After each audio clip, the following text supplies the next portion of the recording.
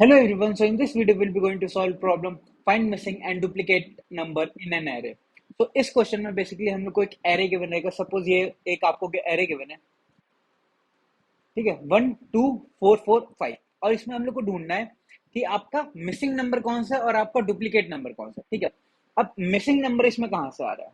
हम लोग का बोला गया है इस क्वेश्चन में कि अगर आपका हम लोग एरे ले रहे हैं तो एरे में जो आपके एलिमेंट्स होने चाहिए वो होने चाहिए 1 से लेकर के n तक. ठीक है, और वो सॉर्टेड ऑर्डर में हो या ना हो उससे कोई फर्क नहीं पड़ता. कि अगर हम लोग आपको एक n दे रहे हैं तो आपका जो एरे है, एरे में क्या होगा, आपके एलिमेंट्स वो होगा 1 2 3 4 5. ठीक है, होना ये चाहिए. बट अभी दिया हुआ है कि आपको ये मिला हुआ है. ठीक है, अब इसके अंदर से क्या करना है, हम लोग को बेसिकली ढूंढना है कि कौन सा एक एलिमेंट है जो कि नहीं आ रहा, मतलब कि जो कि मिसिंग नंबर है. इन दोनों को अगर हम लोग कंपेयर करें तो मिसिंग एलिमेंट कौन सा आ रहा है, वो 3 आ रहा है. 3 इज योर मिसिंग एलिमेंट. और हम लोग का डुप्लीकेट एलिमेंट कौन सा आ रहा है, डुप्लीकेट हमारा 4 आ रहा है. ठीक है, 4 आ रहा है हमारा, वो है क्या, आपका डुप्लीकेट एलिमेंट. तो देखते हैं कि इसका सबसे पहला और सबसे जो पहली चीज स्ट्राइक करती है हमारे दिमाग में वो होते हैं यूजिंग द मैप. तो हम लोग देखते हैं कि मैप को यूज करते हुए कैसे करेंगे. हम लोग क्या करेंगे, जैसे 1 है, 1 के सामने उसकी फ्रीक्वेंसी लिख लिए. 2 है, उसकी फ्रीक्वेंसी लिख लिए. फिर 3 है, वो तो है ही नहीं. ठीक है, सो हम लोग क्या करेंगे, 4 है, उसकी फ्रीक्वेंसी 2 लिख लिए. 5 है, उसकी फ्रीक्वेंसी हम लोग कितनी लिख लिए, 1 लिख लिया. अब क्या करेंगे, हम लोग इसमें जाएंगे और चेक करेंगे कि कौन सा एलिमेंट नहीं है. ठीक है, हम लोग क्या करेंगे, 1 से लेकर के n तक ट्रेवर्स करेंगे और चेक कर लेंगे कि कौन सा एलिमेंट नहीं है. 1 2 3 4 5. ठीक है, 1 मिल गया, ओके. 2 मिल गया, ओके. 3 मिला, 3 नहीं मिला. ठीक है, 3 नहीं मिला, सो 3 इज योर मिसिंग एलिमेंट.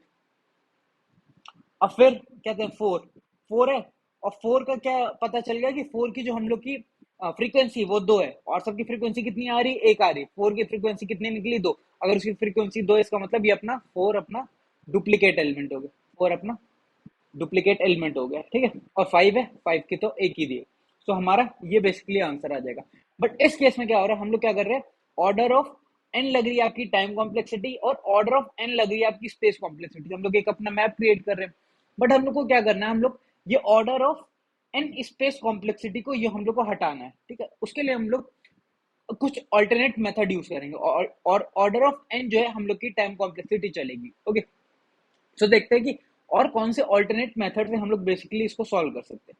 ठीक है, सो हम लोग के पास एरे क्या गिवन है, 1 1 2 4 4 5. ठीक है, और हम लोग के पास होना क्या चाहिए था, 1 2 3 4 5. ठीक है, सो अगर हम लोग इनको अपना अल्फाबेटिकल ऑर्डर में लिख लें, मतलब कि अगर 1 को हम लोग ए लिख लें, इसको हम लोग बी लिख लें, इसको हम लोग डी लिख लें, इसको डी लिख लें और इसको हम लोग ई लिख लें. ठीक है, और इसको क्या है ए, इसका क्या है बी, इसका क्या है सी, इसका क्या है डी और इसका क्या है ई. सो अगर हम लोग इन दोनों को सब्ट्रैक्ट कर दें, अगर हम लोग क्या करें, इन दोनों को सब्ट्रैक्ट कर दें, इसको प्लस कर लो. ठीक है, इसको प्लस कर लियो और इन दोनों को हम लोग क्या कर दें, अपना सब्ट्रैक्ट कर दें. अगर इसको इसको हम लोग क्या करें, अपना सब्ट्रैक्ट कर दें, तो बेसिकली हमारा मिलेगा क्या, ए से ए जाएगा. ठीक है, बी से बी जाएगा, फिर सी यहाँ पे नहीं है, सी यहाँ नहीं है. ठीक है, तो सी क्या हो जाएगा, माइनस में आएगा, माइनस सी. ओके, फिर डी से डी जाएगा, एक डी बच गया, तो D minus C, D minus सी, और फिर ई से ई जाएगा, ई से ई जाएगा. तो हमारा इससे फॉर्म क्या हो रहा है, इससे हमारा फॉर्म क्या हो रहा है, डी माइनस सी. और डी क्या हमारा, D is nothing but duplicate वाला. ठीक है, और सी इज नथिंग बट ये हमारा है मिसिंग वाला. ओके, सो हमारा अगर हम लोग इसका ये जो हम ये तो हमको गिवन है, ये गिवन है. ठीक है, तो इसका समीशन तो हम लोग निकाल लेंगे, एक कांस्टेंट वैल्यू आएगी. ये 1 2 3 4 5 ये क्या हम लोग को एन गिवन रहेगा, एन गिवन रहेगा, तो हम लोग क्या करेंगे, उसका समीशन निकाल लेंगे अपना. वही कहते हैं 1 + 2 + 3 + 4 करके. तो हमारा उससे क्या आ जाएगा, ये भी कांस्टेंट वैल्यू हो जाएगी. सो डी माइनस सी बेसिकली हम लोग को पता है, तो ये हमारा आ जाएगा एक कांस्टेंट वैल्यू हो जाएगी, ये हमारी एक कांस्टेंट वैल्यू हो जाएगी. ओके, सो एक ये इक्वेशन बन गई. ठीक है, सो बेसिकली हम लोग क्या कर रहे हैं, यूजिंग द मैथमेटिक्स हम लोग इसको सॉल्व करने की कोशिश कर रहे हैं. और एक इक्वेशन और क्या बना सकते हैं, हम लोग क्या करें, इन सब का स्क्वायर कर ले. ठीक है, अपना ए का स्क्वायर प्लस बी का स्क्वायर प्लस सी का स्क्वायर प्लस डी का स्क्वायर प्लस ई का स्क्वायर. ठीक है, और फिर क्या करें, इनको हम लोग माइनस कर दे, ए स्क्वायर फिर plus B square plus C square plus D square plus E square, हम लोग ये कर दें, ठीक है। यहाँ पे क्या हो जाएगा हमारा, यहाँ पे हो रहा है हमारा D square plus D square, ठीक है। यहाँ पे हो जाएगा D square plus D square, ठीक है।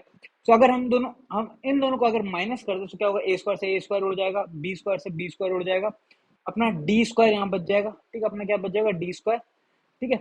ये और ये डी स्क्वायर घुस गया, और क्या बचा, minus C square, D square minus C square, और फिर अपना ई स्क्वायर भी उड़ जाएगा, ठीक है।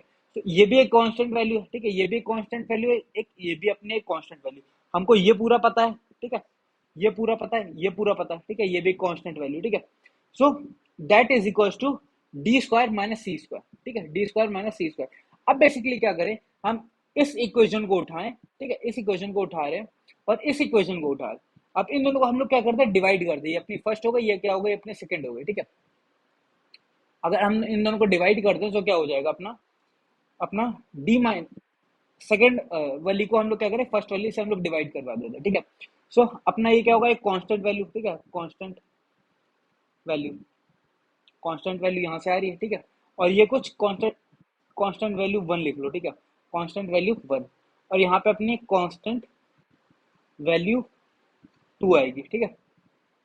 सो इससे क्या हो रहा है, अपना कांस्टेंट वैल्यू 1 हम लोग यहाँ से उठा रहे हैं, ठीक है। ये कितना आ रहा है आपका, D square minus C square. सो ये सपोज इसको कांस्टेंट वैल्यू 2 मान लेते, कांस्टेंट वैल्यू 2 और कांस्टेंट वैल्यू 1, और अपॉन में क्या आ रहा है, डी माइनस सी, ठीक है। अब इससे क्या हो जाएगा, D plus C, D minus C divide by D minus C, D minus C उड़ जाएगा, ऊपर क्या बचेगा, डी प्लस सी।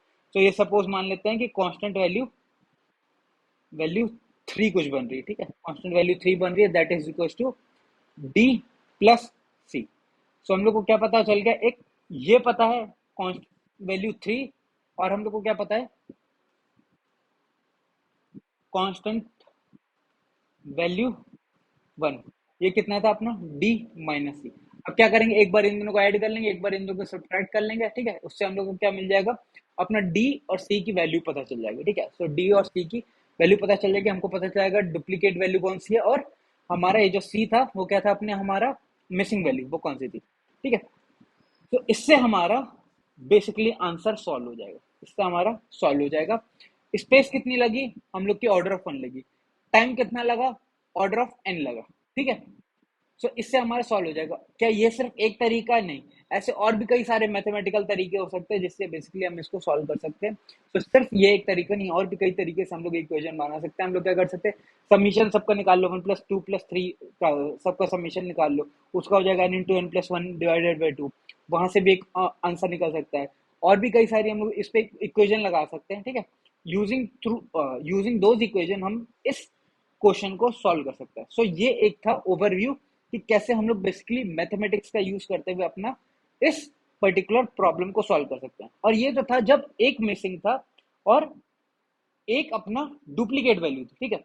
अब सपोज ऐसे ही कई सारे मल्टीपल डुप्लीकेट्स और मल्टीपल मिसिंग्स हो, तो उस केस में हम लोग क्या करेंगे, वो हम लोग आने वाली वीडियोस में देखेंगे कि हम लोग अब सबके लिए तो ऐसे जाकर के सारी की सारी इक्वेशन नहीं बना सकते ना, कि ऐसे बहुत लंबी लंबी इक्वेशन बनाते चलो तो बहुत ज्यादा टाइम चला जाएगा। सो हम लोग यूजिंग सम एल्गोरिथम उन प्रॉब्लम्स को सॉल्व कर रहे होंगे। ओके, सो आई होप आपको इसको यहाँ से थोड़ा सा मैथमेटिकल ग्लिम्प्स मिल गया हो कि कैसे हम लोग इस प्रॉब्लम को अप्रोच कर रहे हैं। सो अगर वीडियो अच्छी लगी तो अपने दोस्तों के साथ शेयर कर सकते हो, लाइक करना और सब्सक्राइब जरूर करना। Thank you.